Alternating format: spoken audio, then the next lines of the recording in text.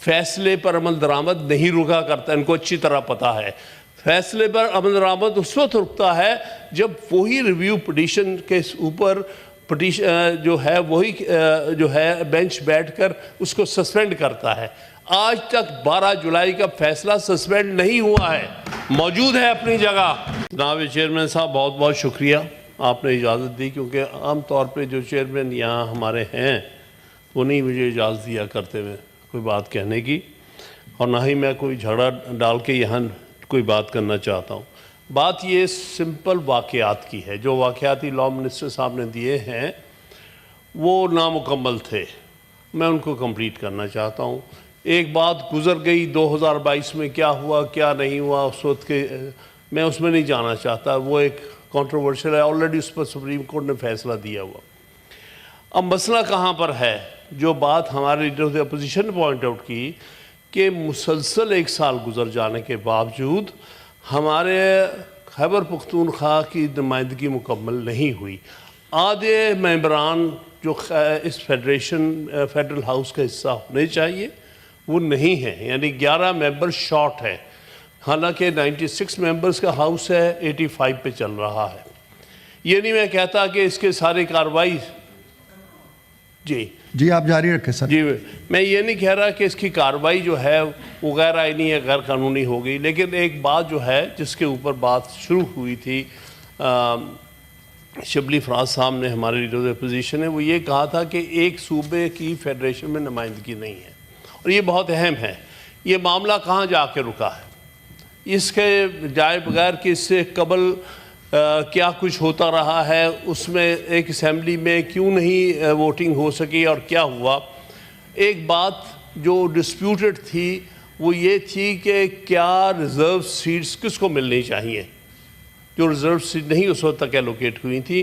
اس میں election commission نے ایک بڑا متنازع فیصلہ دیا تھا، جس میں کہا تھا کہ ایک پارٹی کی جو سیٹیں ہیں وہ دوسری پارٹیز میں بانٹ دی جائے، اور وہ بات جو تھی وہ بالکل آئین، قانون اور انصاف کے خلاف تھی۔ اس کے خلاف ہم پشاور ہائی کورٹ گئے تھے، پشاور ہائی کورٹ نے بھی ہماری پٹیشن مسترد کی تھی۔ اس کے بعد معاملہ سپریم کورٹ میں آیا۔ سپریم کورٹ نے 12 جولائی 2024 کا ایک بڑا ہی تاریخی فیصلہ دیا ہے۔ اس میں انہوں نے کہا کہ یہ سیٹیں جو تھیں، ریزرو سیٹس جو تھیں قومی اسمبلی کی اور 4 صوبائی اسمبلیز کی، وہ پی ٹی آئی کو اس کی تعداد، اس کے تناسب کے مطابق دی جائیں گی۔ وہ 12 جولائی کا فیصلہ جو کہ سپریم کورٹ کی فل کورٹ کا فیصلہ ہے، وہ ابھی تک اس پر عمل درآمد نہیں ہوا۔ اگر آج اس پہ عمل درآمد ہو جاتا ہے تو سارے ہاؤسز کمپلیٹ ہو جائیں گے، نیشنل اسمبلی بھی مکمل ہوگی اور صوبائی اسمبلی بھی مکمل ہو جائیں گی، اور اس کے بعد آپ جو خیبر پختونخوا کی صوبائی اسمبلی ہے وہ مکمل ہوگی کہ اس سے الیکشن کرائے جا سکیں گے۔ تو سارا مسئلہ تو وہاں رکا ہوا ہے، اور افسوسناک بات یہ ہے اس میں کہ ایک بیان، میں نے ایک خط کا ذکر دیکھا تھا کہ نیشنل اسمبلی کے اسپیکر خط لکھ رہا ہے چیئرمین الیکشن کمیشن کو کہ بھائی سپریم کورٹ کا فیصلہ مت ماننا، تو میں بالکل ان کو سیٹیں الوکیٹ نہیں کرنی۔ تو میرے نزدیک ایک بہت بڑی ان کی خلاف ورزی اس وقت ہوئی ہے۔ معاملہ اس وقت حل ہو گیا تھا، اور اگر یہ کہنا انہوں نے پوائنٹ آؤٹ کیا ہے کہ جی اس وقت نظر ثانی کی درخواست پینڈنگ، بالکل پینڈنگ ہوگی، لیکن جب نظر ثانی کی درخواست کے پینڈنگ ہونے کے باوجود فیصلے پر عمل درآمد نہیں رکا کرتا، ان کو اچھی طرح پتا ہے۔ فیصلے پر عمل درآمد اس وقت رکتا ہے جب وہی ریویو پٹیشن کے اوپر جو ہے وہی جو ہے بینچ بیٹھ کر اس کو سسپینڈ کرتا ہے۔ آج تک 12 جولائی کا فیصلہ سسپینڈ نہیں ہوا ہے، موجود ہے اپنی جگہ، اور اس فیصلے کے مطابق ان 4 اسمبلیوں میں ریزرو سیٹ جو ہے پی ٹی آئی کو اس کے تناسب کے مطابق ملنی چاہیے۔ یہ سب سے پہلے یہ امپلیمنٹ ہونا چاہیے، پھر اس کے مطابق فوراً فور خیبر پختونخوا کی اسمبلی جو کہ سب سیٹس ملنے کے بعد مکمل ہوگی، وہاں پر الیکشن ہونا چاہیے بقایا 11 سیٹوں کا۔ یہ معاملہ ہے صاحب کے سامنے۔ Would you like to respond, sir? Of things میں اگر پنجاب میں، سندھ میں، بلوچستان میں، مرکز میں انتخاب ہو گئے تھے تو کیا امر مانے تھا کہ خیبر پختونخوا چلے وہ تو پاسٹ کا قصہ ہو، وہ الگ ہوا؟ اور سپیکر کی چٹھی کا جواب یہ ہے کہ پارلیمان، پاکستان کی پارلیمان نے سیکشن 104 میں اور دیگر جو شکیں ہیں الیکشن ایکٹ کی، ان میں کورسپونڈنگ امینڈمنٹس کی تھی. سپیکر نیشنل اسمبلی نے الیکشن کمیشن کو صرف یہ باور کروایا تھا کہ جو رائج الوقت قانون ہے اس کی یہ صورتحال ہے، تو اس کی روشنی میں آپ فیصلہ کریں، اس سے زیادہ اس میں. بہت شکریہ. میں کہتا ہوں سر تھوڑا سا لیجسلیٹو بزنس اور کالنگ اٹینشن ہے وہ لے لیے جائیں. نماز کا وقت بھی جا رہا ہے سر، رمضان ہے، یہ نہ ہو کہ جنہوں نے یہ ساری آئینی خلاف ورزیاں کی. اور کیا پتہ لگتا ہے کہ یہ جتنے بھی چیزیں ہو رہی ہیں مجھ پہ، آپ پہ، اوروں پہ، الیکشن کمشنر آف پاکستان پہ آرٹیکل 6 لگ جائے. کیا وعید ہے؟ بھٹو صاحب کا کیس بھی تو 50 سال بعد کھولا گیا تھا نا، تاریخ کو درست کرنے کے لیے.